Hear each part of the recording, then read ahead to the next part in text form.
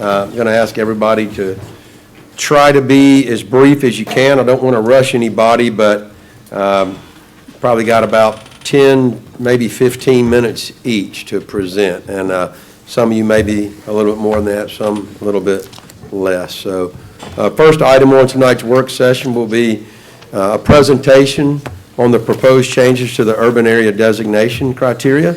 This would be Ms. Sarah Sislak with the Eastern Shore MPO. Thank you, Mr. Chairman. Sarah. You got my presentation? Okay, perfect. Well, thank you all for allowing me to be here today to talk to you about the census and some of the data they collect and how it relates to transportation planning in our area. So we'll just start with a little background on the census.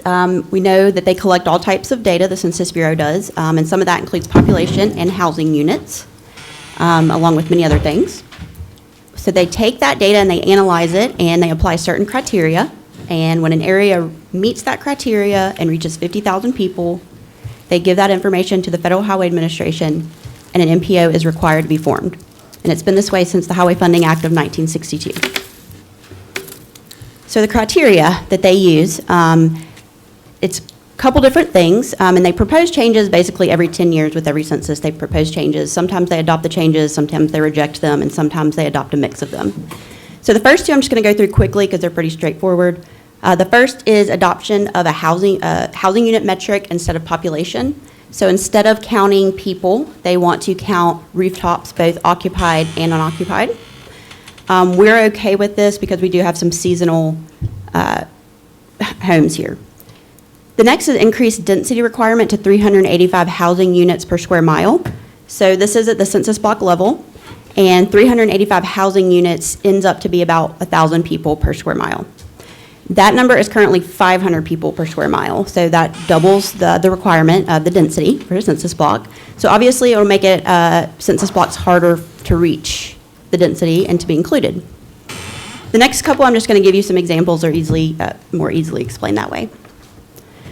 So you have these census blocks that have this 385 housing unit per square mile density, and they add them all up and they kind of identify the urban core.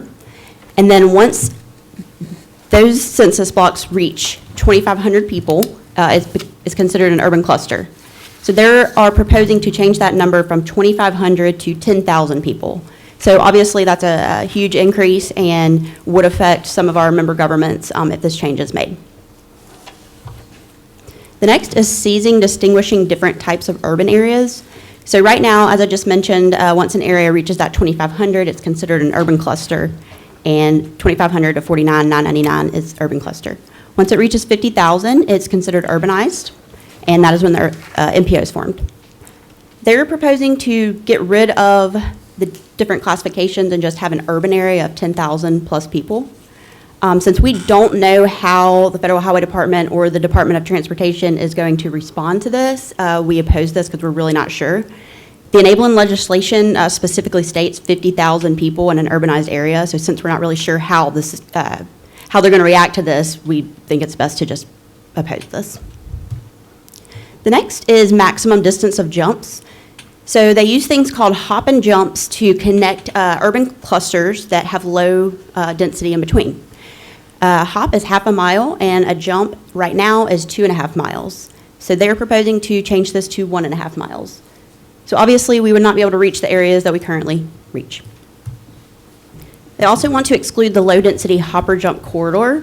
So you can see in this example there's an urban cluster up to the north and then there's an urban cluster down to the south with a corridor in between. They're proposing not to include that corridor. So it'd just be kind of pieced together and you could not spend money there. The next is excluding low density territory located with indentations. So this is kind of along the same lines. You would not be able to include the rural areas in between the urban areas. So right now we bring that in and we get to count for those dollars amounts, we would not be able to do that any longer. So what does this mean? Basically funding. So right now we get about 1.4 million a year in surface funds, and we've been able to do all types of projects with this. The adaptive signal 98, some resurfacing, some sidewalks, some turning lanes, traffic signals. We get $1 million a year in transit funds, which we're currently using to do the Fairhope Downtown Transit Project. And then $250,000 a year in planning funds, which our member governments are able to use to do all types of planning studies. We also think we will lose the planning for the future. So when we get to a density of 385 housing units per square mile and you reach 10,000 people, you're kind of behind the ball at that point. So we think that, maybe an increase is warranted, but that huge jump, we do not think is beneficial. We think it's going to create more of a reactive planning environment. And then the collaboration. The MPO fosters great collaboration, not just within our member governments, but regionally. For example, the Mobile River Bridge that we're currently working on. I feel like the relationships that our members build flow outside of transportation into other issues that the cities deal with each other. And just joint projects. There's several projects that we've funded that if we didn't all put our money together, they otherwise would have not been completed. For example, the County Road 34 signal, that was a project between the City of Fairhope, the City of City of Fairhope, the Bond County Commission, the MPO, and ALDOT. So without all of those partners coming together, not sure if that would have been funded. So as I said, these are just proposed, and they are accepting comments until May 19th, 2021, and I do urge everyone to submit a comment. You can do that to Mr. Vincent Ozier at go.urban@census.gov. And today we are asking the City Council to adopt a resolution of opposition that we will include in a packet to the Census Bureau that includes resolution of opposition from all of our member governments. So we do have all 4 of those. Y'all are our last member government. And then we are expected to hear if they adopted this or not in the fall, winter of this year. And then the new urbanized areas will be published in the spring, summer of 2022. Council, I'm going to turn your attention to agenda item 21, is the letter of opposition. And that's, how many municipalities has it already passed? Are we the first or the last? Y'all are the last. So we're the last. We have them from the rest. Yes, sir.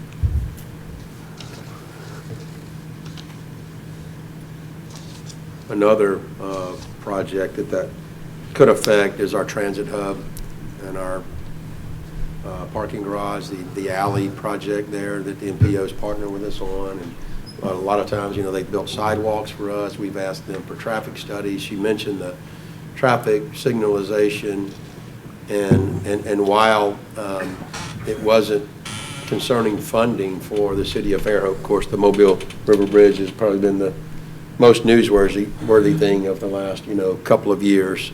We've had a voice in that, and eliminating the MPO might mean that we don't have a voice in that. And we do feel like the growth along the Eastern Shore that we still will reach that 50,000. I don't know if y'all remember last time, but we needed Loxley to reach that number. Do you feel like we've had enough growth that we possibly could reach that, but it would just be fewer dollars, there'd be fewer people, and also the town of Loxley, I think, benefits from being a part of it, so we want to help fight for them, I feel like. Right. So they are holding on to the 50,000. From my reading, it seems like they were trying to get rid of the 50,000 or the certified So we're not placement. sure, so each agency kind of adopts their own threshold, I guess you can say, but the census kind of gives the recommendation. So we're not really sure, the 10,000 could help us, or it could, it wouldn't help Loxley, but it could help the Eastern Shore. But Loxley doesn't have 10,000 people, so we wouldn't be able to jump out to them. It's basically as, plainly as I can put it. But again, we don't know how the enabling legislation will change, since it does say 50,000 people urbanized. Yeah. So it would have to go through Congress to be changed. Very good. Any more questions for Sarah? Sarah, thank you for being here. Thank you very much. Thank you, Ms. Sarah. Friends, our board meeting is on Wednesday, right? 10 a.m. at the Fairhope Satellite Courthouse. You're all invited to attend. Okay.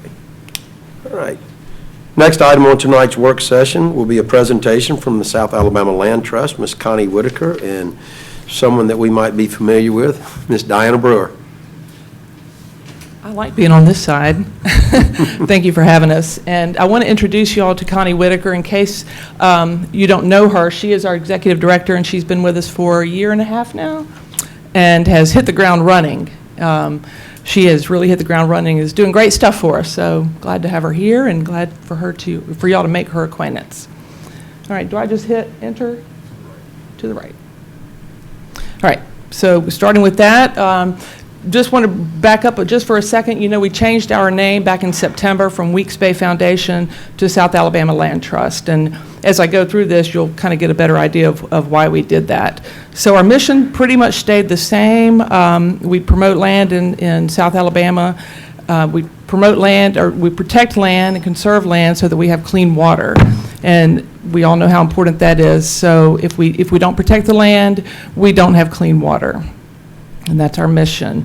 Formed in 1990 as the foundation, as I said, as a friends group to the Weeks Bay Reserve. But we became an accredited land trust in 2009. And from that point forward, and we have since applied for reaccreditation, most recently last year, and received our reaccreditation. And being accredited by the Land Trust Alliance, it's a national organization. There's about 1,000 land trusts in the United States, and we're one of only 400 that's accredited. And that helps us with our governance, our finances, which really gives our partners and our donors a sense of peace that we're in a good place. So as of last year in 2020, we have now protected nearly 10,500 acres of habitat in Mobile and Baldwin County. We're a nonprofit. We've got 23 members on our board of directors, myself and Connie, and one part-time employee. He's our land coordinator. And in fact, we just posted today that we have an opening for a new position. So we will then be a full-time staff of 3 and 1 part-time employee. As I mentioned, we are nationally accredited and the only one in South Alabama. There's our operating budget, and we are strictly funded through memberships, donations, our special events, and grants. We do not receive any government funding. So how we do what we do, we receive land donations where the land owner may choose to, whether it's in a will or prior to establishing his or her will make a donation of land. They receive a significant tax deduction, and then that land is held forever in conservation status. Land sale, because we are an accredited land trust, we cannot purchase land for anything above the appraised price. So landowners may sell to us at a bargain sale. Again, they can take the tax deduction. They might make some money, and then that land is again held in conservation in perpetuity. Conservation easement is the one that you might hear about the most, especially recently with some of the conservation easements that we entered into last year. And that's when the landowner holds on to the deed to the property. The landowner does not lose the rights to the property. They own the property outright. SALT holds the conservation easement. And the easement is an agreement between the two parties where the property owner decides what they want to do with the land, and then we make sure that the things that are not being, that they want to do still retain that conservation value. They can even carve out a section for a homestead, or in the case of a municipality, trails and whatever that the municipality chooses to do, parking lot, restrooms, pavilions, et cetera, et cetera. But as I mentioned, the landowner, retains the rights to the property, as so long as what the landowner does not hurt the conservation value. So why we do what we do? Well, it's pretty standard. It's what happens on land directly impacts our water quality. And that's your drinking water, recreation, fishing, the seafood you eat, the rest that the restaurants serve. Land offers access to public green space and outdoor recreation.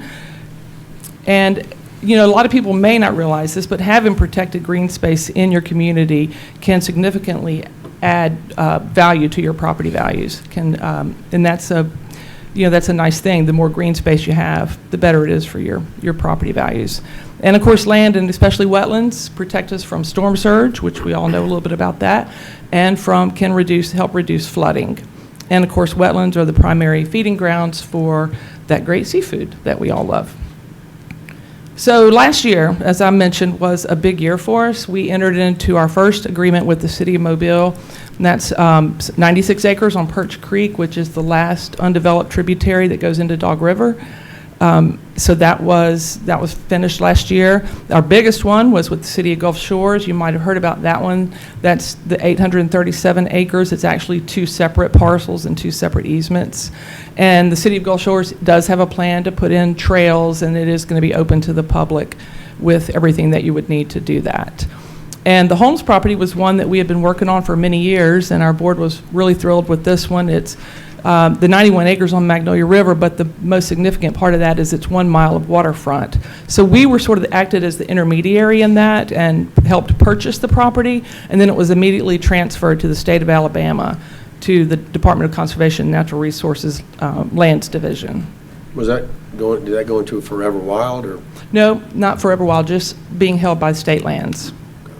We do work with Forever Wild, and we've transferred a lot of properties to Forever Wild, but not in the last year. Okay. So this year, we are working right now on another 40-acre easement with City of Mobile, and you probably know the City of Mobile purchased that land on the Brookley complex, which is great because there's not really public access to the bay on the western shore of Mobile Bay, so it's really good, and we'll hold the easement on that 40 acres there. We're working with NIFWIF and Dauphin Island Bird Sanctuaries for 11 acres there. And they're actually purchasing 20-plus acres, and we'll actually hold the easement on each individual parcel. Is that correct, Connie? Am I right about that? They're small. Okay, small parcels. And then the town of Dauphin Island, and that's one that the mayor of Dauphin Island is very excited about, that 9.4 acres there. And we will work with NIFWIF and TNC on that one, and we'll hold the conservation easement on that. So this is one of our projects. It is on Fish River, 60 acres, that we purchased a couple of years ago, but it's been under restoration. And we were going to open it to the public before Hurricane Sally, and then Hurricane Sally hit, and lots of trees down and so forth. So that is ongoing, but we have a prescribed burn coming up this spring. And I believe Corey was actually out there with the leadership Baldwin County. He got to tour that property. Mm-hmm. So there's already trails and your plant and habitat identification signs. We hope to open it up for some education opportunities, scouting. We are building a pavilion. We've received funding from the EPA Gulf of Mexico program. And that was actually a bigger grant that we'd gotten in 2016 to help with a couple of other big projects as well. But we are using the funding from that for the pavilion and restrooms. We have, we're really packing on the outreach events, and in fact, the position that we're hiring for is an outreach and volunteer coordinator. We've been doing more in the last 6 months than we ever have. I think that's because of Connie. But we do these guided paddle trips. We've got one in Mobile this on Perch Creek, in fact, this Saturday, and then we just scheduled one. It's going to be a full moon paddle, and these are all guided paddle trips out of, this next one will be out of Bay Minette Basin. Our idea and our goal is to get people out enjoying our natural resources, because the more people get out and enjoy them, the better stewards they become of our land and our waterways. If you don't get out, if you don't experience something, you don't have a connection to it. And that's the main reason why we do these outreach events. So we'll do the nature walks, and we just had a floating cleanup about 6 weeks ago, I guess, and picked up about 1,500 pounds of trash out of Weeks Bay and around Weeks Bay. So as I mentioned, we are partially funded by our fundraising events. We've got a big one coming up May 22nd. It's sold out in 3 days. So we're real excited about that. We also had more sponsors than we ever had, and I think people are just ready to get out, and sponsors were ready to, to invest in something this year. So we're very, very happy about that. And we are in our 11th annual Bald Eagle Bash. That is our largest fundraiser. So the Alabama Coastal Bird Fest is an event that we inherited a couple of years ago, and it's a 4-day festival. And it attracts people from literally all over the country, even outside of the country. We've had people from the UK attend. It's about, as I said, it's 4 days. And it ends with a bird and conservation expo on the campus of the Coastal Alabama Community College here in Fairhope. But it really promotes ecotourism. The trips are anywhere from Bon Secours over to Dauphin Island, up into Bay Minette and down Gulf Shores, Graham Creek Nature Preserve. So, and we'd love to do some more, here in Fairhope as things progress. But this year is going to be really, really good. We've got a good team working on this event to try to add a lot more trips and workshops that local folks would like to attend. It's really great, and bird festivals, as I've come to learn, bring in a lot of money to communities and in other areas where they're huge. And so we're really trying to build this one up. So stay tuned. So this is how you can get involved. We have individual members and corporate memberships. Of course, sponsor our events, attend our events when it's not sold out. And then volunteer. We do great habitat restoration days. People love to get out and help us on the properties, participate in our outreach events, and we always need people extra in the office. So follow us on Facebook and check out our newsletter and our website. Any questions? Yeah, do I have to have a paddle boat to come paddle boat? We provide those at a look at cost. that. We do. We have rentals. All right, Yes. very good. Come on. Give me some exercise. Any other questions? Come on, throw a tough one. Yeah. I need a tough question. Don't y'all miss Kevin's me? a sponsor. Kevin's a sponsor. I know He'll he be is. there. Jack's got tickets. Jimmy's a sponsor. Thank you very much. All right, thanks so much, guys. All right. Appreciate it. Thank you. Thank you, Dinah. Not lost on us were the numerous municipalities mentioned in entering into conservation easements. Thank you. All right, Mr. Linder, discussion of balancing garbage route pickup days and NRDJ. I brought Mr. Linder as backup. Joe, am I on the screen? And we're going to make this fast, and we'll let you ask questions. Part of one of our missions last year was to kind of audit our garbage and all of our routes, and part of that was what we consider a click count. And Dale and his driver spent a good bit of time seeing where we were picking up cans. And part of that study came out that, as you know, and this discussion, just so you know, this is only residential garbage that we're discussing. So this does not affect recycling. This does not affect trash. This does not affect business or commercial accounts or backdoor accounts. This is the auto collection in our typical residential areas. But as you may know, many years ago, it was a brilliant idea. We divided our routes into two zones, north of Fairhope Avenue, south of Fairhope Avenue, and that served us very, very, very well for a very long time. South of Fairhope Avenue, collection days are Mondays and Thursdays. North of Fairhope Avenue, collection days are Tuesday and Friday. The issue that we determined in our audit is we have roughly 1,700 plus more customers south of Fairhope Avenue today than we have north, meaning that we have an imbalanced route. And that has led to some challenges. Our days can be very, very long on Monday, and they're relatively normal on Tuesdays, and then repeat and wash on Thursday and Friday. So we're talking about how do we present to you a way to fix this problem.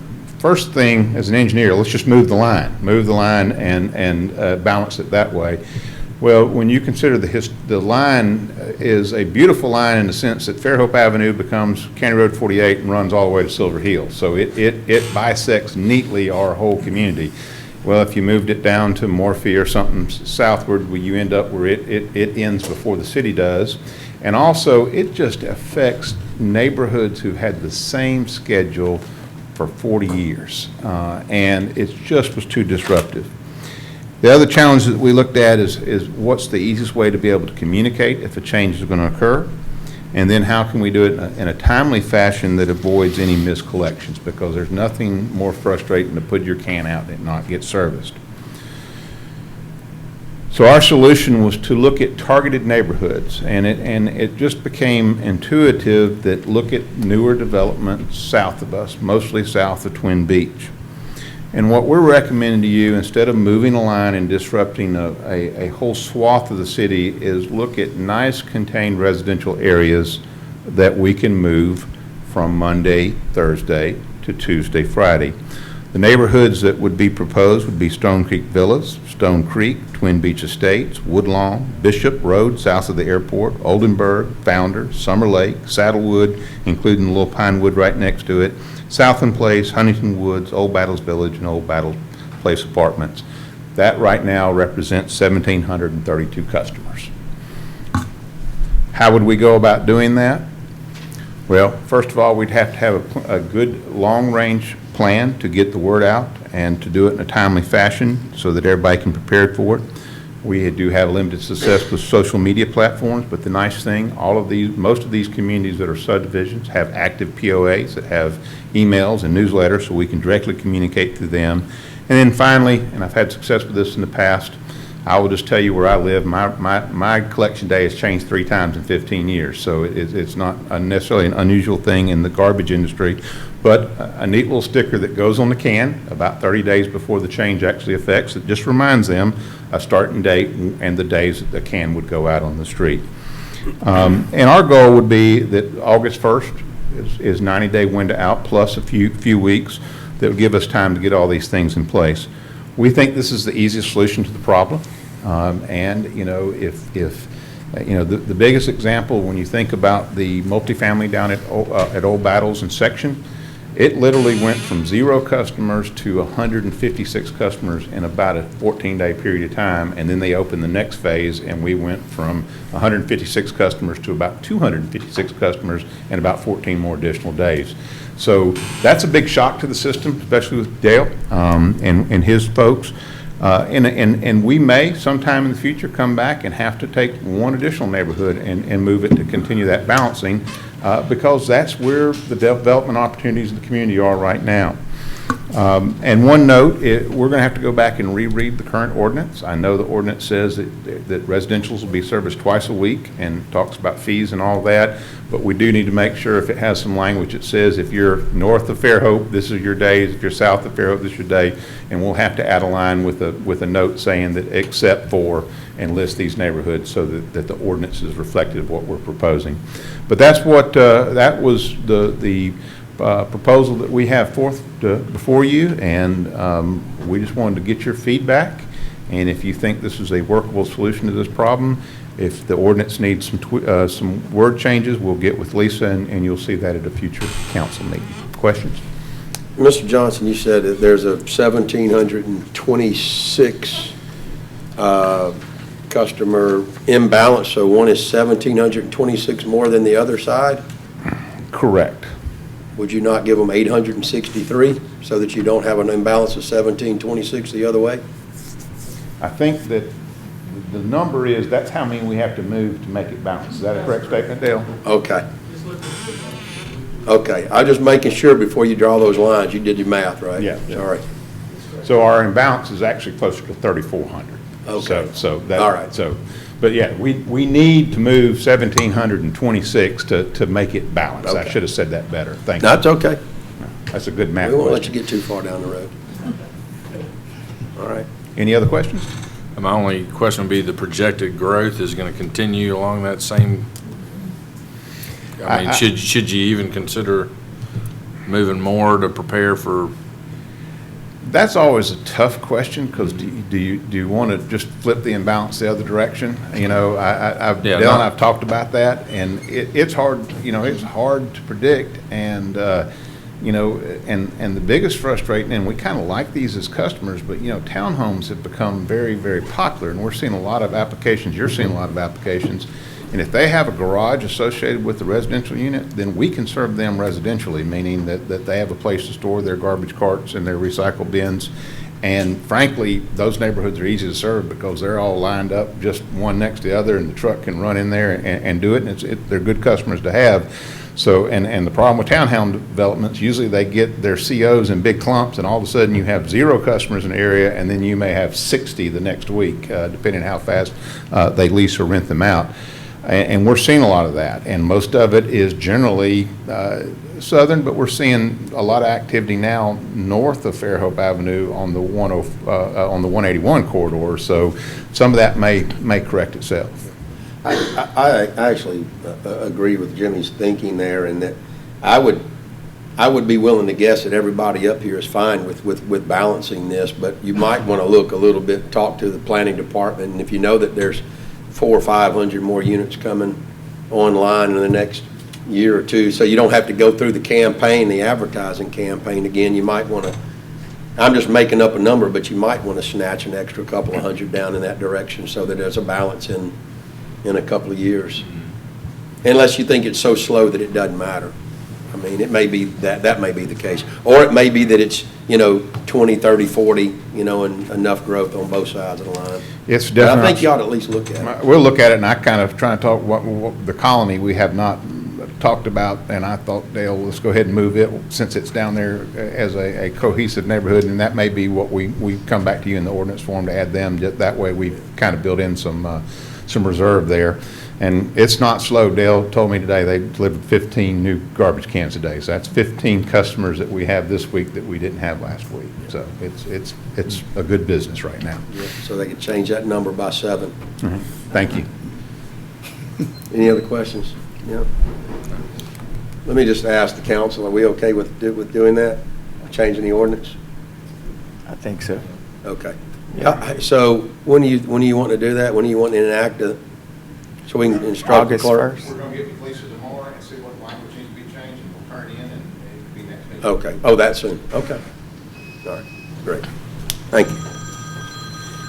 All right, item number 4, discussion of the proposed changes for on-call employees. Mayor Sullivan? Thank you. So tonight I'm talking about ordinance, I believe it's 1662. It amended the personnel rules and policies in November of 2019 to talk about on-call employees. And it became evident to me and probably to some of the council members during the budgeting process when we were looking at salaries, the impact that this on-call ordinance has had on our budget and the bottom line. So basically when this was passed, it noted in there that there were going to be Public Works, public utilities, Public Works, information technology, and the magistrates would be on call. And for Public Works, that was typically your facilities maintenance. But what it did was it gave these employees 8 hours on each day pay at their overtime rate. So for Saturday and Sunday, if they're on call, they got paid 8 hours of overtime on Saturday and 8 hours of overtime on Sunday. I don't think anybody intended for that to happen, but it did. So I'm back before you tonight just to do some housekeeping, and we have discussed it as a leadership team internally to talk about how this ordinance might look and how it would be fair to everybody involved. And what we kind of came up with was that, we looked at other cities and what they were doing. We talked to people who've come in working from other places and asked them what they did. A lot of municipalities will do per diems, or they'll just do extra hours of pay on specific days. So what we are proposing would be we'll leave the utilities alone, leave them the way they are. Public Works, information technology, magistrates, possibly add dispatch versus adding an extra employee in dispatch, add an on-call status. So when we have emergencies or we have weather events, that if we need to call in somebody that you could. But it would basically pay those, there would be a rotation. It would pay each employee 4 hours each day. So basically a $50 per diem based on what their hourly rate is, 4 hours on Saturday and 4 hours on Sunday to be on-call status. If they were called in, they would be paid a 2-hour minimum, and then they would be paid for time worked. And if anything over 40 hours would be paid, of course, the overtime rate according to our handbook rules. But again, we have some employees who have made over $20,000 just in on-call pay, and they may or may not have been called into work. So I really feel like being fair to not only the employees of the city, they certainly need to be reimbursed and need to be compensated for being on call, but at 16 hours of an overtime rate was a little excessive. Mayor, if they are getting paid for 4 hours on Saturday and Sunday, do they have to exceed 4 hours of work to be paid additional, or does that include the first 4 hours? That does not, that's just to be on call. That is to be by your phone, to not partake in any adult beverages, to do nothing but, basically be home, be on call if you were to be called in. So if they get called in, they get an additional minimum of additional 2 hours. Correct. And then anything over that, they would be paid for hours worked. So their regular salary at that point, or pay rate after the 2 hours? Correct. Until they meet the over 40 threshold? Right. And then they'd be paid at time and a half. Time and a half. Right. And that 4 hours doesn't calculate into that. They're automatically going to get the 4 hours of pay That's a per diem. regardless. It's like a per diem. Yeah. It's for them to be home by the phone, be available, not go out of town, not do anything, but be there by the phone in case they're called in or in case they're needed. And then the 2 hours, if they were called in, they would get a 2-hour minimum and then be paid for that 2-hour minimum if they work 15 minutes or they work 2 hours, and anything after 2 hours, they would be paid at their regular rate. Until they reach 40 hours, then it would be overtime pay. Questions, council? Have you run any numbers to see what it cost last year, what it would have saved us if we had been on that plan? I did not look to see what it would save us. I will tell you, just alone for magistrates, IT, and facilities maintenance, we spent a little over $100,000 on on-call pay. That was just the on-call pay. So tell me again now, if they got paid the 8 hours for 2 days, when they actually got called in, were they paid on top of that 8 hours? They were, yes. That doesn't make a whole lot of sense to me. Definitely not what we discussed. The way the ordinance currently reads, it says employees in on-call status will be paid overtime for 8 hours or the actual time worked, whichever is greater for that weekend or holiday the employee is on call. So they automatically get Okay. the 8 hours. Yeah, see, I regardless. thought when we did that, whenever it was, that it was intended to be, because the way I interpret that when you read it is 8 hours for the weekend, meaning at least 4 one day and 4 the next, not 8 hours each day, because the way, that says 8 hours for the weekend, but we were applying it as 16 hours for the weekend. Correct. Yeah. So you're saying the ordinance may not be incorrect, it just may have been And applied the incorrectly? interpretation, Maybe. But if we can specify and be more clear in the ordinance so that there is less room for interpretation, that's probably a good idea. yeah, and there's still, I mean, it's open for discussion. I mean, we can discuss it, bring it, obviously we'll bring it back next time, then it could lay over, but, we want to make it, again, fair for the employees because we need them to be on call in the event that we need them, but also want to make sure that it's fair to the city and, again, to our salary budget. These are always tough conversations to have, especially when you have employees in the audience that are affected by this. But I guess, having them on call and paying them 4 hours, they may or may not get called in, and then they get paid for every hour above that is pretty generous. I mean, I have a job too, and, I work on weekends sometimes, and, I don't get paid just because I might work. And this is for, I this mean, more is than for over and hourly above, employees. When I do get called in, I That's get what I paid was additional. This is for hourly employees, of course, not salaried employees. And again, I did not make these decisions on my own. I mean, we discussed it as a leadership team and discussed it with the departments that were impacted and got their input and, want to treat everybody fairly. I mean, it's pretty fair if you sit home for 4 hours and you get paid, but you didn't get called in. That's correct. I mean, because you were taken up, but if you're on call and it is a rotation, so it's not every weekend, and you just do happen to have to go into work for those 4 hours that you were being paid for, And it is a rotation, but I will tell you. Pretty generous to get paid, on top of that. It is a rotation, but I will tell you, there's some employees who probably work it more than others, just because maybe they need the extra money, or that department doesn't have employees who live within a certain mile radius, so they want to, it's somebody who's close by that can, get here quickly if they were to need them. So, especially with like magistrates, if you need to, do a warrant or whatever. So, just again, trying to make it fair for everybody. I guess I feel like if they were just, and I'm thinking out loud here, because this is, it's pretty deep, but if somebody's getting paid for 4 hours, I would think at least the first couple of hours ought to be, included in that, instead of it being, they're paid for 6 hours for 2 hours of work. That's just my thoughts. I mean, that's not easy to throw out there in front of the employees, but that's just my thoughts. Well, so you're saying there is not really a rotation? See, that's where it gets kind of funny. I'm not saying that there's not a rotation, but I will say, there is a rotation, but there are some employees who work it more than others, simply because of, geographically where they Right. live, it's easier for them to get here. Right. Or just because they're willing to do it. Not everybody wants to be on call. Yeah, does everybody have the opportunity to do it if they want it, but some people will let others cover their Right, rotation? they will have the opportunity Yeah, to do well, it, that's- yes. That's fair then.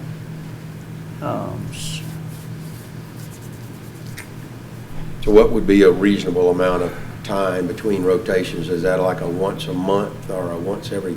It depends couple of on the months? size of the department. Yeah. And again, I mean, there's vacations to work around, there's,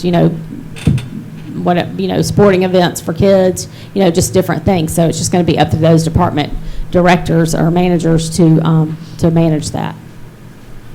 And this is only for weekends or for weekdays on call as well? It's for weekends only. Because I saw Holidays was the other one, weekends. on holidays, and I saw weekday on one of them as well. Somewhere in here it said weekday and not weekend. Yeah, I think that was a weekday, holiday, maybe. So, Or on a weekday. So it's, 4.07. Yeah. But let me go back again, the way it's written now, and taking, let's say, Councilman Robinson's interpretation, if they were being paid for 16 hours, 8 hours for each day they were on call, Right. were they also being paid for hours in which they actually had to go into work? It says, status will be paid at the overtime rate of 8 hours or the actual time worked, So it's either or. whichever is greater for each weekend day. So So it it's, basically was built in. I mean, they It were was getting built in. paid for 16 hours. Right. But not more, unless they right, worked more. unless they worked So more. what I'm saying is basically in line with that, is just reducing the 16 to 8. And it's also not at the overtime rate. But you But changed it's not at the overtime rate It's until at they straight reach 40. time. Right. But this was overtime rate for 16 hours every weekend. Do we have this is tough because how long have they been doing this? Since November of 19. So a lot of people have fiscally financed their year on this, you know what I mean, as a family. I mean, y'all, you see what I'm saying? So, I do, but I'll just say it bluntly, I think it's been abused. And I will say that we have, the greatest amount somebody earned last year in on-call was almost $22,000, and the least amount is about $1,000.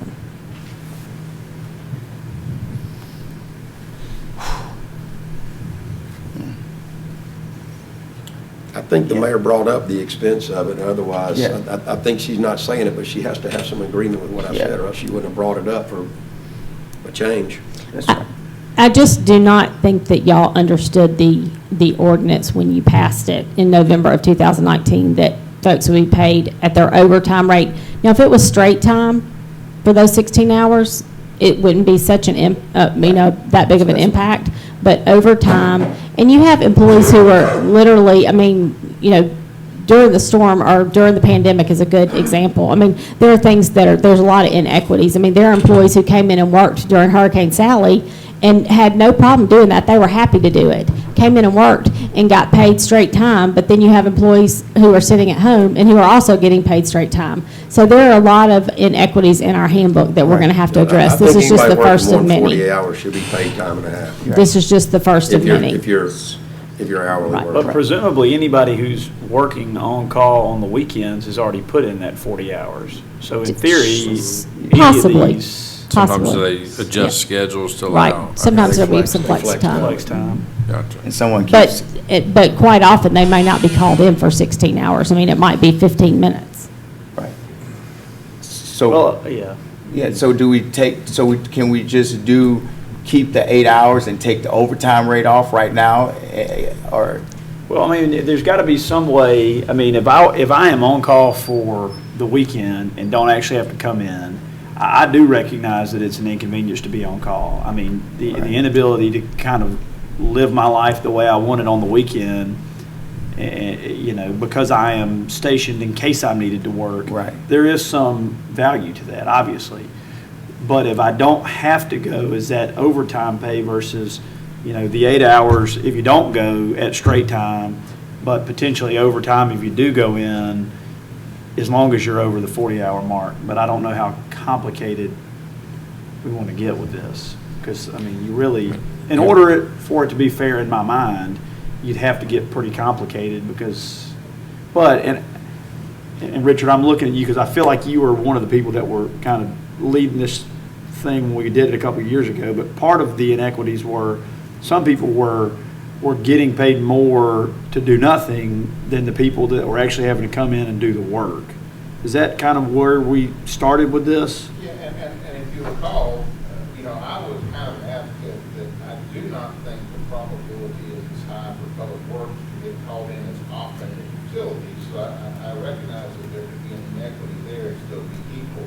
I do want you to understand, it's very important to consider, in the rotation, when a person is assigned or volunteered to be in the rotation, they're on call for 7 days straight. They start at 7 a.m. on Monday, and they don't have to leave to that. So it's a weekday. So it's not just a weekend That's what I call, it is saw. a 7-day That's what I'm call. telling you. So if they worked 8 hours and went home at 4 p.m.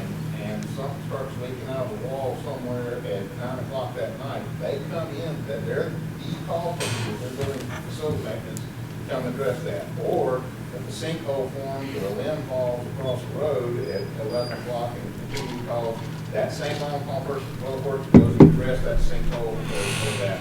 So understand, they've locked down a week, meaning that, yeah, they can go to their kid's ball game, but they gotta have that phone with them. They gotta respond within 15 minutes. So they've given up a week, and then the language in the ordinance just talks about how you compensate for giving up a weekend, but they're That's on what I- call for a week. Okay. The language Right, talks this about a is just the weekday as well. weekend. Yeah, another section talks about weekday. This Weekday. is just addressing the weekends. I think that they know that when they take the job, that that's part of the job description, quite frankly. I mean, that's part of the job, and they're told that when they come in, you might be on call, you might get called in the middle of the night, you might get, so I think you have to make that clear to the employees, but Right. I think it's fair to pay them once they reach, the 40-hour mark overtime, at any time they reach it, and every hour over that they work, including if they've already reached 40 hours before the weekend gets there, and then all 4 of those hours are then, and then all 8 of those hours are overtime. And I don't have any problem with that, but I do think that we ought to get, they get paid whether they have to go in or not, but I think that we ought to be, given the 4 hours, that we ought to get 4 hours of work for the 4 hours of pay before we start paying additional hours. Or at least maybe compromise and say your first 2 hours are, you're getting paid 4 hours, you're gonna work the first 2. Are you I mean, getting paid for- we can leave it the way it is, just take out the word overtime. So That's what I status will be paid at the rate of 8 hours or actual time worked. But the way Richard's talking, I mean, they could easily have surpassed their 40 hours Yeah. by the You week, by the do week, that, I mean, yeah. but you need to specify the 8 hours per day or 8 hours per weekend, or 4 hours per Right. day on the Right. weekend. Right. 4 hours Yeah. per day on the weekend, right? Well, if I've worked my 40 hours during the week, and then I'm on call for Saturday and Sunday and don't go in at all, I shouldn't be paid overtime for Saturday and Sunday, in my mind. I should be getting, maybe it's 8 hours of straight time each day. I think your actual time worked, you should be paid overtime for.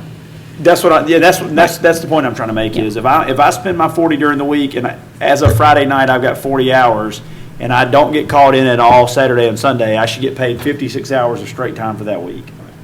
If I come in 2 hours on Saturday, I get 2 hours of 50 to overtime. 48 hours. 48. 48 hours.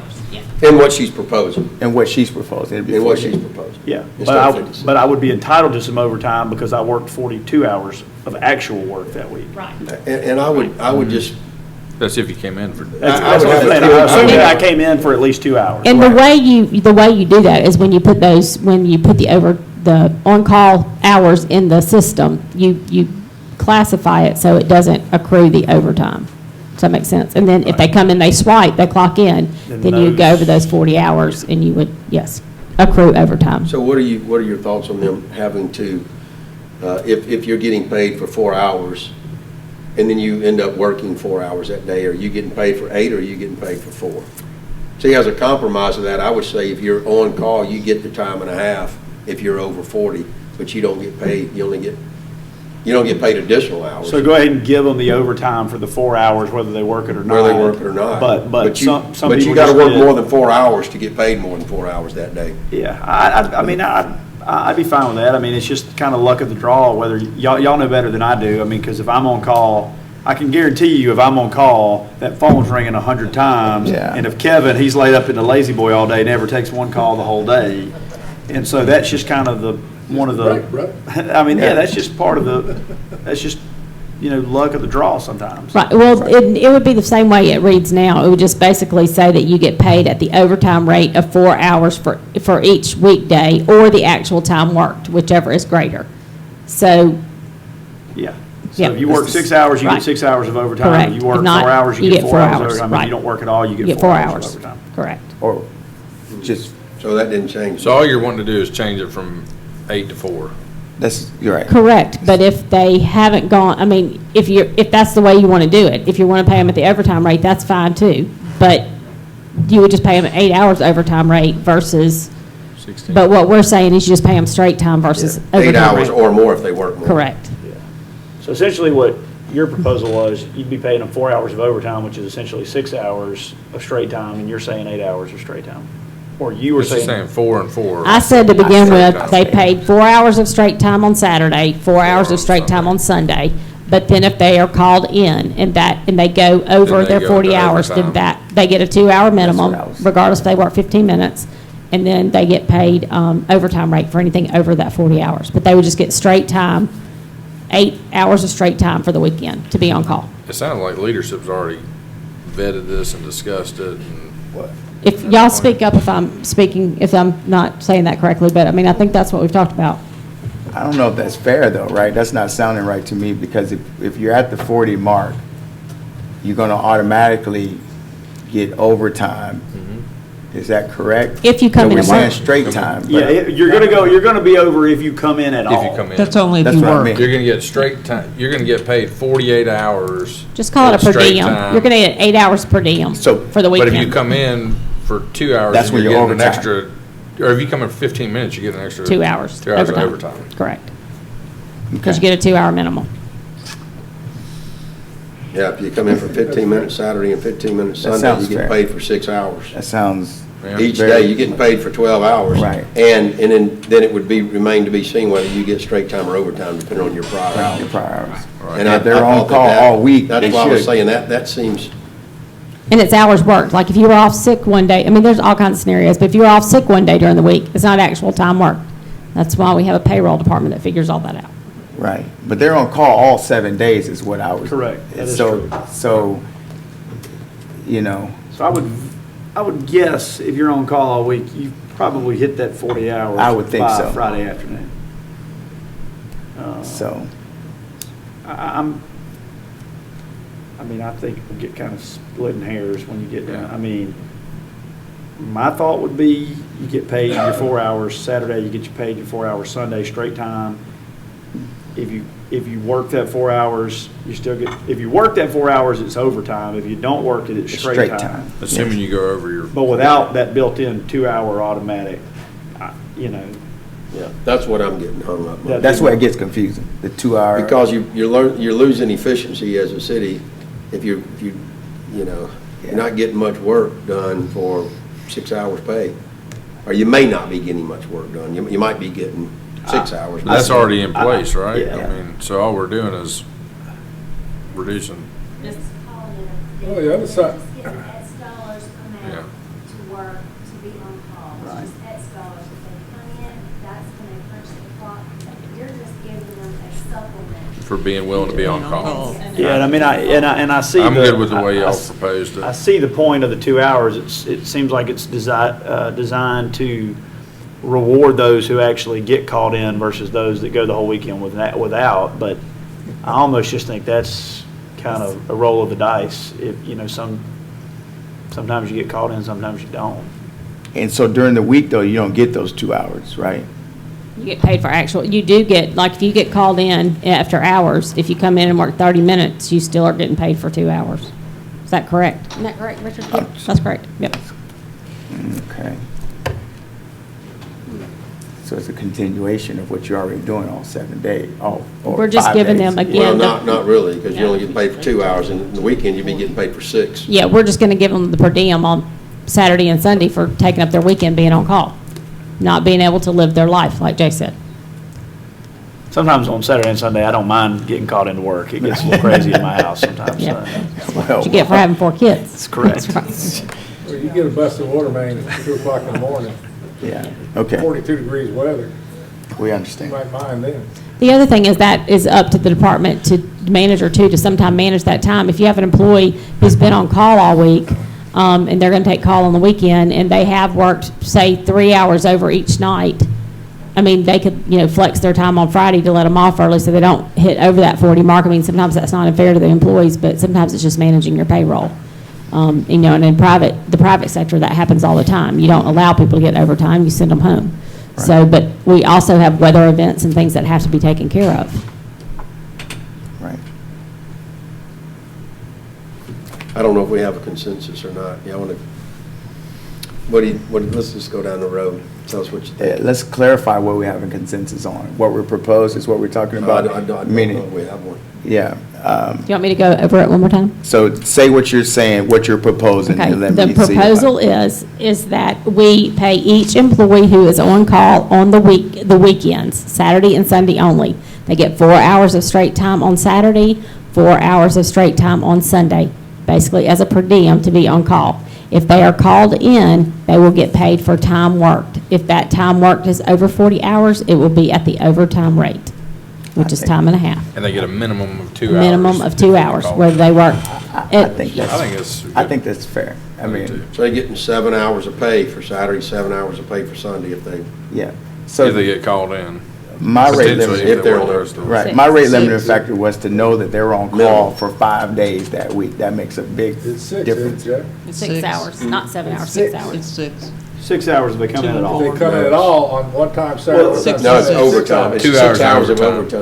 overtime. 7 No, hours it's because 2 you're hours of getting, overtime. Which is 3 hours. 2 hours is overtime. 3 hours. I think that's fair, I think it's fair. because you gotta sit around the house doing nothing. Well, on the so- weekend. You so- can't go anywhere, you need to be compensated. So hold on, let me. And we're already, what you're proposing is a reduction to what the system currently is, so, Right. By 2 hours. well, by 4 I've hours. never each. had this much 2 hours. discussion for saving money. Just kidding. 2 hours a day is all. Well, we're thinking about. 4 hours on Saturday, 4 hours on Sunday. So, but what, if we're paying hours not worked getting paid at overtime rate, But they may not. if I go- come in for 15 minutes, am I getting 2 hours of overtime even though? Yes. Or is that counting as my, They No. get 2 hours overtime. You get 2 hours of overtime. If I work all week to Friday, and I work 40 hours Friday, and I'm on call that weekend, I've been on call all night, all week, Right. and I've got a total of 40 hours come Friday, and I'm on call Friday, Saturday, and Sunday, I'm gonna get paid for 8 hours straight time. If I get called in at one time on Saturday and one time on Sunday, I'm gonna get 4 hours of overtime. That's correct. And 8 hours of straight time. That's Yes. correct. By being That's a on good call, deal. and I think that's fair. I That's think correct. it's fair as well. you got it? And it's not that complicated.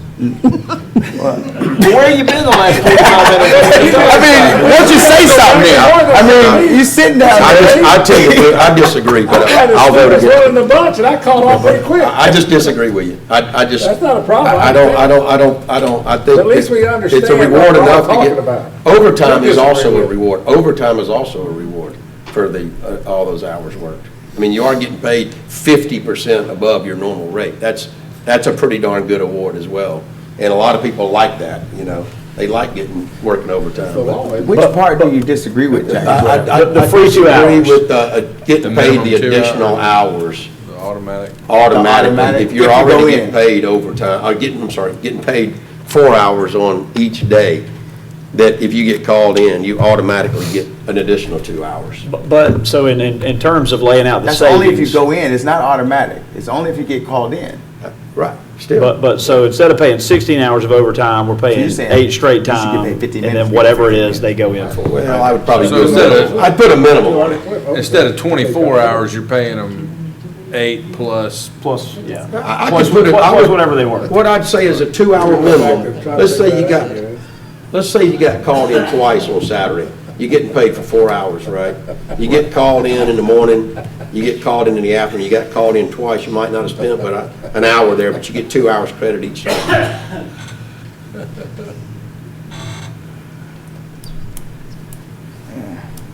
Yeah. It's complicated, but if otherwise, we're giving away a lot of labor. Just want to remind you, in November of Currently, 2019, I do understand, but it ain't complicated. I think it's. Yeah, we're currently Can we doing pull the vote 8 on that? hours of overtime. per Yeah, package, right? what we were doing to what we're doing now, I think It's it's. a reduction. It's a. No, but they weren't getting paid. If they got, at the 8 hours before of overtime, they didn't get paid when they got called in, right? But they were getting paid 8 hours of Yes, overtime they for each did. day. Right. Plus, 8 hours of overtime each day.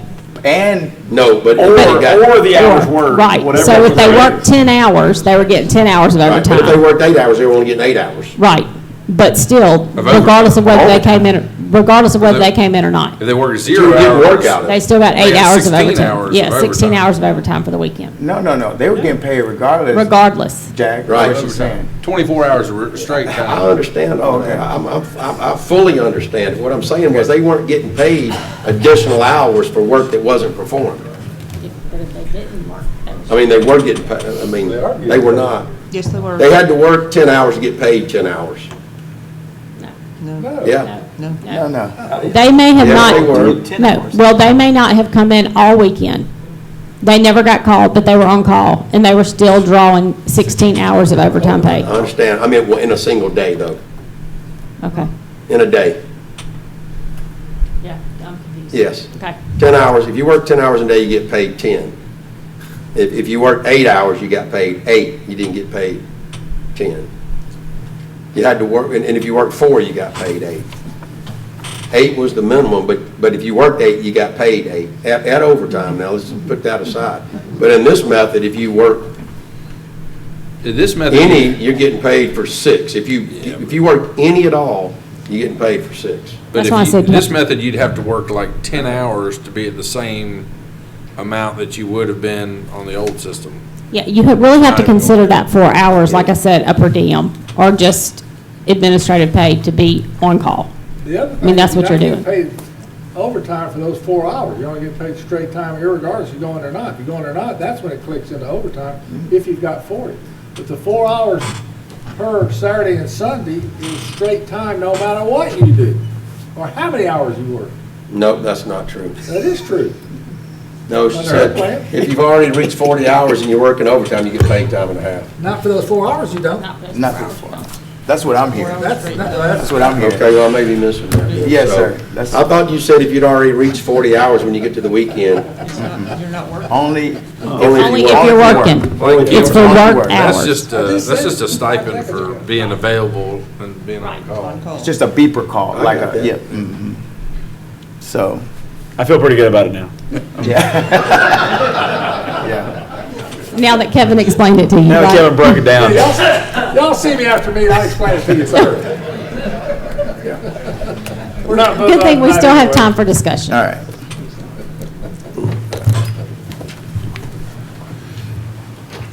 So are we still going down the line, or are we done? Yeah, I think it's 4-1, so we're good. Okay. I still disagree. Sorry. We're I'm getting gonna 10 pull the- 10 free hours of work out of everybody now. I'm going to pull the vote from November of 2019.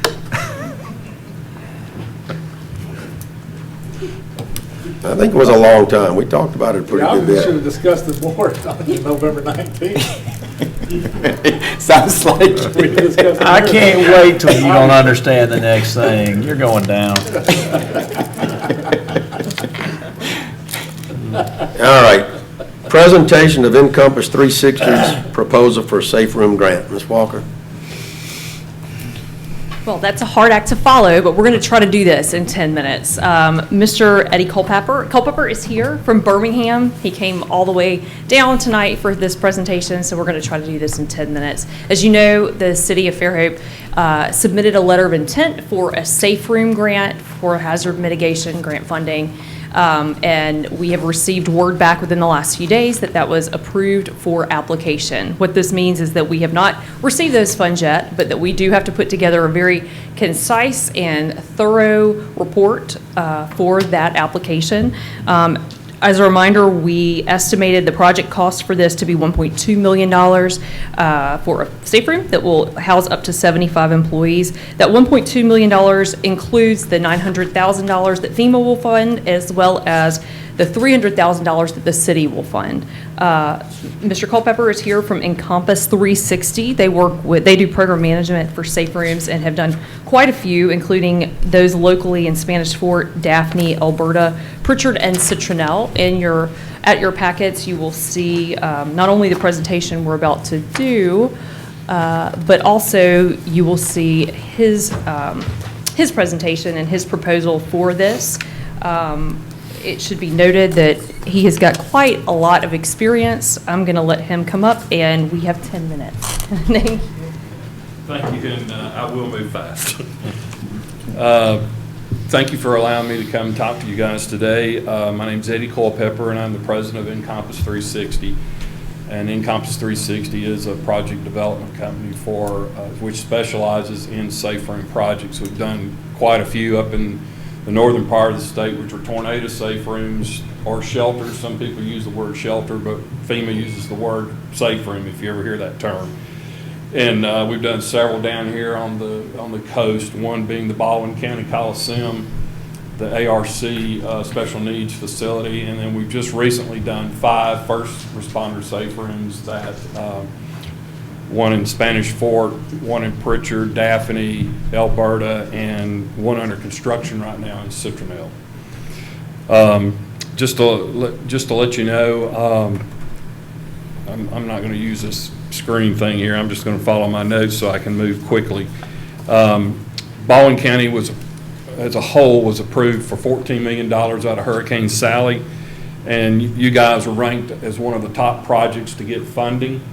And like Jessica was saying, that the application is very intense, and it has to be put together in such a manner that FEMA's different areas that evaluate it can understand what you're trying to do, and we'll sign off on engineering and architectural design and the historical and environmental, all the pieces that are required in order to get one funded.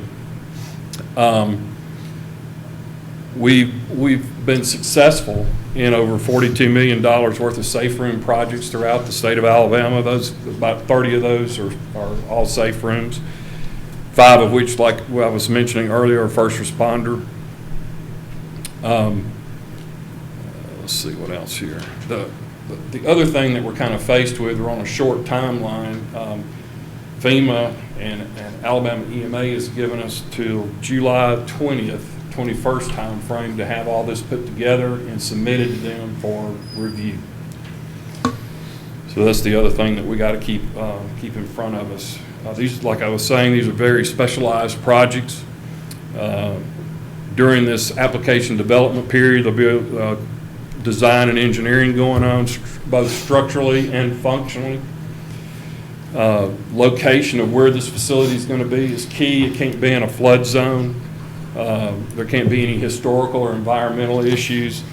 We'll have to come up with a cost-benefit analysis. We'll come up with a detailed project cost, line by line, of what the estimated cost of the project will be. And then there's a lot of state and federal requirements that we'll have to address as part of the application process. We have certification from FEMA in both the development of these applications as well as in the construction and design and operations of these type of facilities. Our fee is basically $60,000. And that covers all the architectural, all the engineering, all the GIS mapping that has to be done. We want to get your property appraised, because if you put up to 1 acre of property, that's basically what FEMA will reimburse you on. You'll get 75% of whatever that value is back as a credit. Let's see what else here. Oh, the FEMA grant is under the Hazard Mitigation Grant Program, and basically FEMA is paying 75% of the total cost of that project, and then the city would be responsible for 25% of that. If you'll look, I did provide a detailed proposal here. Am I okay on time? Yeah, you're good. Okay. I did provide a detailed proposal here. And if you'll look in there, all this stuff is in detail about what task we'll be performing, and the breakdown of cost and such. And then if you'll look, there's a section here that shows some of the examples of the safe rooms that we've done in the area. These are all first responders that I put in here. You see the one we did at Spanish Fort. Daphne, Pritchard, Alberta, and like I said, the one at Citronelle is under construction. Just to add to this, Daphne, their public works facility, their safe room is right behind their public works building. And Hurricane Sally damaged their public works facility to the point where it flooded it out and done quite a bit of extensive damage. And if they hadn't had the safe room right there, they wouldn't have been able to not only have a place to go to be protected during the hurricane, but after the hurricane was over, they used that facility to operate out of it while their public works building was being renovated. So that's another positive to having something like this, is if something gets damaged to the point where you need to be able to operate out of it, you can do that after the fact. So I'm going to stop there. I could talk for a lot longer, but I don't want to take up your time. If you have any questions, I'll be glad to ask or answer. I think I scared him earlier when I said we were going to only do 10 minutes. We did a little briefing earlier. I really ran fast. So it's really important to note that this, the schedule that you see, or that $60,000 that you see, also includes the architect, engineering, appraiser, GIS mapping and photos, state historical and environmental things, as well as the benefit cost analysis. Those are all really important things to note that are included in that fee. As you see on the screen, the fees will be paid on the following schedule: $30,000 upon execution of the agreement, and then $30,000 due upon submission to FEMA for project review and approval. These fees are not contingent on FEMA approval or obligation of federal funds. It's important to note that, because it would be in violation of FEMA's rules if contracts are contingent upon approval or disapproval. We clearly don't want to run amiss with FEMA, so that is why that is there. But I did think it was very important to note in bold that, you know, we feel very confident, especially with our ranking in the county, that this is funding that we are going to get. But we do not have that in our hand right now. To get that in our hand, it's going to require us to have a very complete application with all of these very technical things included that Mr. Culpepper and his company can provide. I will say this, we have yet to not be funded on any of these projects. And because of your ranking in the Baldwin County Hazard Mitigation Group, I think you were ranked what? Sixth. Mm-hmm. And so out of that $14 million, you're going to get funded. It's just a matter of making sure that everything is done in accordance with what FEMA and AEMA has to have in order to get you approved. You know, I wish that everybody would give us their fee schedule before we selected them, but we have to select professional services provider before they give us a fee. How did we get around that in this case? In this case, we were working, so Mr. Culpepper's firm is the one that we are aware of that does great, and basically all you do is safe rooms, is this correct? That's correct. That's all he does. They are very specialized. Their relationships with FEMA, their relationships with the Alabama EMA are what we would be relying on here. You know, obviously we got the approval for the LOI last week. The turnaround on this is, you know, less than, what, 3 months away, 2 months away? So we are under a significant time crunch for this. How much was the grant for? Did you say 1.2? I'm sorry? How much did you say the grant was? The entire project number is $1.2 million, is what we estimated it to be. Yeah, and that would be $900,000 that FEMA would be providing, and then we would provide the $300,000 match.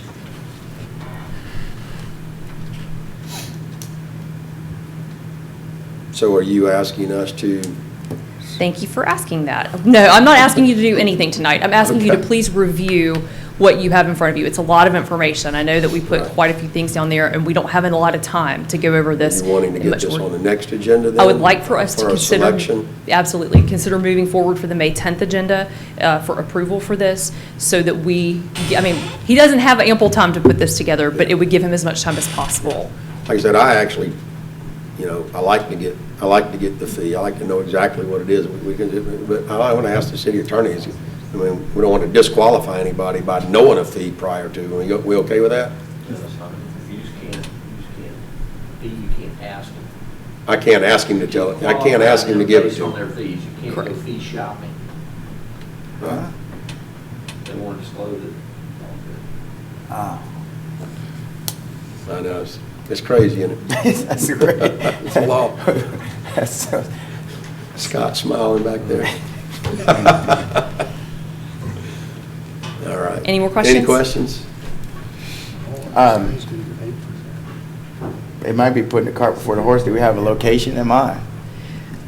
Can I disclose that? Okay, so yes, the location is Pecan, where the Pecan Street building is for that property that we own there, because that is within walking distance to Pecan Avenue Public building, Works, not yeah. Pecan Tree building. Sorry, got it. Pecan Avenue. I got it. Yeah. Sorry. There was a pecan place over there. I believe you. I believe you. we So, learned but about that makes it safer for our first responders, as in Sally, when they had to come in and cut their way into the city, that put them in an incredibly precarious position. We don't want to do that again. Having them within walking distance to where our hub is essential. Very good. Just very good. Thank you. Thank you. All right. Department head updates. Jessica, while you were up, anything? We got to be pretty Yes. brief on these. Junior City Council finished the staircase project yesterday. If you haven't yet seen it, please go see it. I think we removed the tape today. This project, they made it by their deadline, which was Arts and Crafts Festival, but we did it with a lot of delays, and this project gave them an opportunity to see not only how to present to council and how to plan and deadline, or how to plan and implement, execute their project. It also gave them an opportunity to learn how we have to bob and weave when we have delays like that we can't anticipate. It also, unfortunately, gave them an opportunity to realize how to deal with negative feedback, which is something that we all have had to learn to work in government. So they did really well, and they did some bobbing and weaving this weekend. And yesterday, they had a lot of people riding by and beeping the horn and waving, and so we were really happy for them. So please go see it. All right. Thanks. Very good. Thank you. Kim?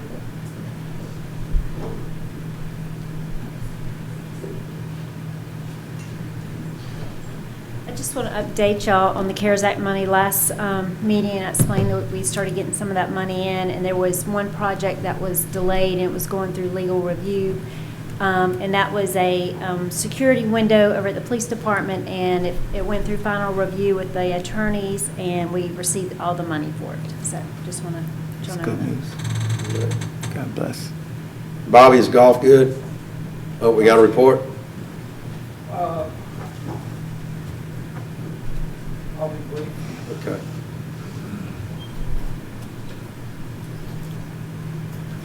Thank you.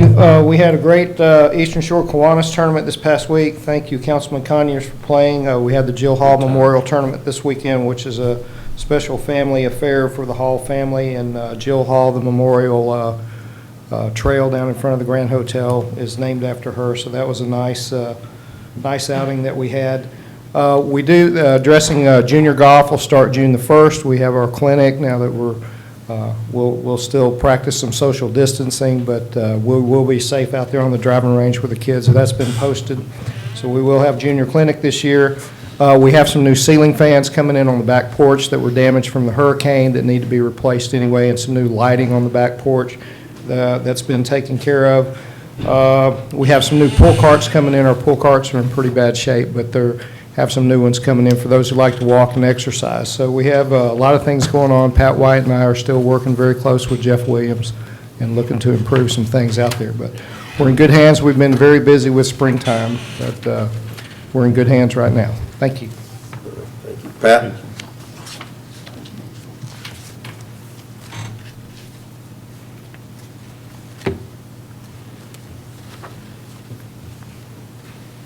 So the soccer tournament this weekend was postponed, so if we want to go through that whole thing again next month. Jack says yes. That's funny. If I may, rather than giving you a update of what's going on in Parks and Rec, I would like to bring Richard up to speak to you about what we met about this morning with the ADA compliancy project of the stadium. We've kind of hit a snag, so we need some guidance. Yeah, sat down with the contractor this morning, and as you know, y'all allowed us to go back and value engineer, and one of that component is that we are doing the material procurement as part of that total package that y'all approved. Here's the reality. When sitting down and talking about the go, no-go, of this is there has been a significant increase in cost of material. For example, we used to have concrete under contract. That contract has expired, and we put it back out for a pre-placed bid and got no respondents. And so even when we had concrete under contract price, they wouldn't deliver to us because there was other people paying a lot more for a cubic yard. So the concrete prices have gone up dramatically in a 6-month period of time. Steel has gone up since January 60%. Lumber, you've seen that, and everything else. The issue that we have at hand, we know this project is going to cost more than what when we opened this bid, value engineered it, came back and got approval back in January, February, whenever that was. And we do have an opportunity, and that is the contractor today says that, hey, if you walk away and say, we're not going forward, no harm, no foul, he's not going to have any hard feelings, and he's willing to relinquish any rights to this contract we have. But if we're going to go forward with this project, the thing that once we have the orders placed, we're going to come back with you with a change order to settle up the books to make sure that project reflects the actual price of those materials bought. And we, in lieu of saying, yeah, we're going to start construction the day after graduation of Fairhope High School, we want to make sure you're comfortable with that. The biggest question you want to ask is, what are we talking about? And I would not be surprised if overall the project be 40% more than where we were. So I think we were at 160. Our budget was 160. Yeah, The bid was at 140. Yeah, 140. So, we could see $30,000 more in material cost alone, if not higher than that. That's a reality. That is, this is not, he's honoring his labor rates. It is the material costs that we were part of the procurement on, and it's gone up tremendously. So we need some guidance from you. Is we can just stop right here and maybe wait for the market to come around and change in the future and rebid it, or if you feel like this project needs to go forward, and unfortunately, we some of this is on us. We were ready to go. We had COVID. We're ready to go. We had hurricanes. We're ready to go. And when we looked at can we work between the semi-pro? Can we work between Special Olympics? What about graduation? And yes, some decisions we made has put us in this position. It's trying to time this project. But the reality is just material costs has gone up, and we just need some guidance of what direction to go here. Give you some numbers, council. It'd be 100, if it went up 40%, you're talking 140 to 196,000. And our budget was 160. Correct. But we don't have a crystal ball, but we don't know what prices are gonna do. And if let's say we waited a year. Could go up, It could go down. more. I mean, could.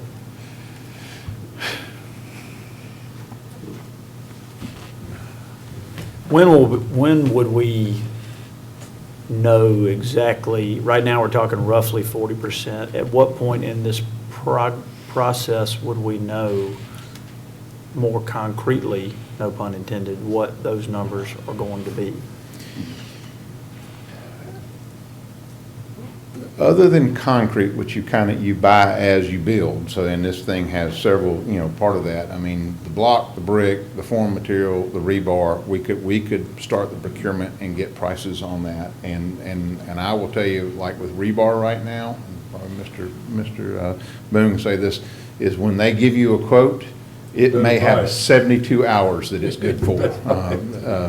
You'll see next meeting a metal building that somebody took back their low bid because they couldn't honor the steel price for until the 12th. That's just the reality that we're in right now. So some of that is going to be a little bit fluid because I don't know. We could try to go to and put out for at least a guaranteed quote that, hey, we know we have this many X yards of concrete for this project.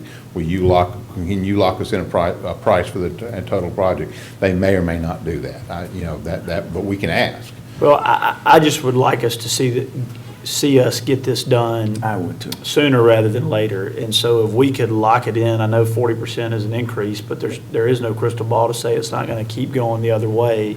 And exactly at what point in time it rebounds to some normal level. And so, we've put this off long enough. And so I personally would be in favor of let's get it done after graduation, if we can stay around that 40%. If it comes back and it's a lot more than that, then maybe, but at that number-ish, I'd be in favor of If it moving on. eases your minds at all, we had about $90,000 budgeted last year in impact fee money to expand the tennis center parking lot, and we ended up doing a gravel lot. We spent $24,000 on that project. So we did save a considerable amount of money on that project. Okay. That does make me feel a little better. Thank you. You're welcome.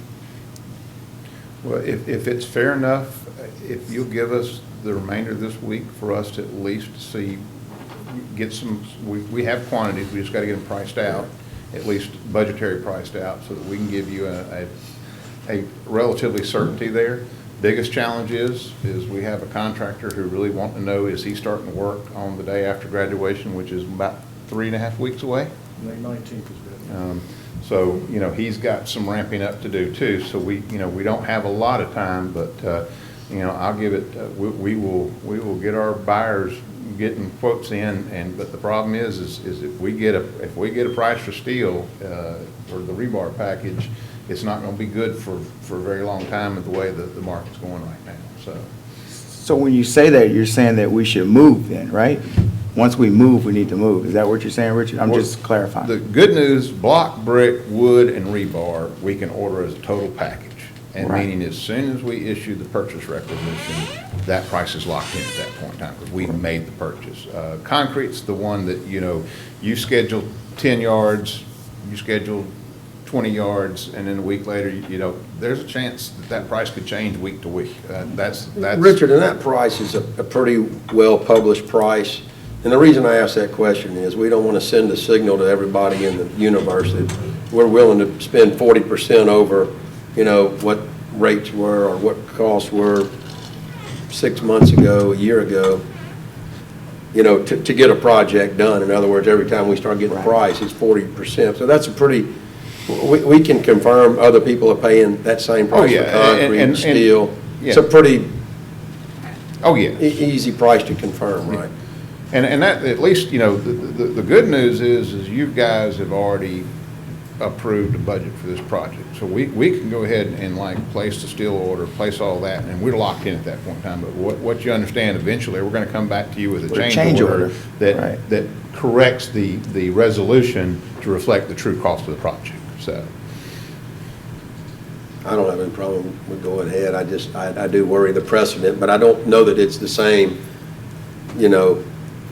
if we know the commodity price. I don't think this is going to be setting a precedent aspect, because this is nationwide. This affects everybody, everywhere, everything. This isn't something they're doing, to us, or waiting on us to do this or that, because, me building what I've been building, costs, these exactly extravagant costs they're real.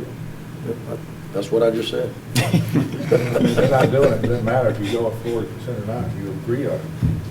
It's not like you're setting a precedent to it. I would say let's move. That's my opinion. And we'll have you some at least budgetary numbers to look at by the end of the week. Fair enough? We'll share with the mayor and share with you. Okay. Yeah. All right.